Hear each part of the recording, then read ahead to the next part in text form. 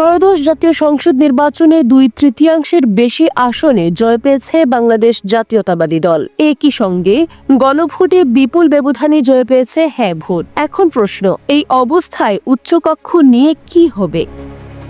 নির্বাচনে বিএনপি জোট পেয়েছে 212টি আসন, জামায়াত জোট পেয়েছে 77টি, স্বতন্ত্র প্রার্থী 7টি এবং ইসলামী আন্দোলন বাংলাদেশ পেয়েছে 1টি আসন।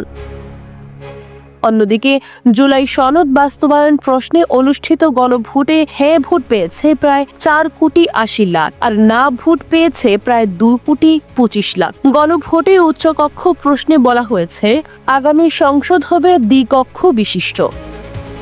নিম্নকক্ষের পাশাপাশি ভোটের আনুপাতিক হারে 100 সদস্যের একটি উচ্চকক্ষ গঠিত হবে এবং সংবিধান সংশোধনে উচ্চকক্ষের অনুমোদন লাগবে। কিন্তু এখানেই জটিলতা। জুলাই সনদ ও ঐকমত্য কমিশনের কিছু সিদ্ধান্তে বিএনপি শুরু থেকেই নোট অব ডিসেন্ট অর্থাৎ ভিন্ন মত দিয়ে এসেছে। এমনকি নির্বাচনী ইস্তেহারে উচ্চকক্ষ নিয়ে জুলাই সনদের সঙ্গে কিছুটা ভিন্ন অবস্থান নিয়েছে দলটি।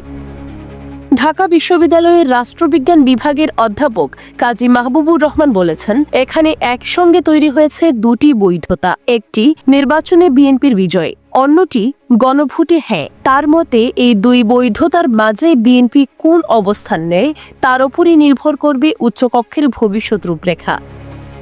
গণভোট শক্তিশালী হলেও তা বাস্তবায়নে প্রয়োজন রাজনৈতিক সমঝোতা ও আলোচনা। উচ্চকক্ষ নিয়ে বিএনপি শেষ পর্যন্ত কোন পথে হাঁটে সেদিকেই এখন নজর সবার।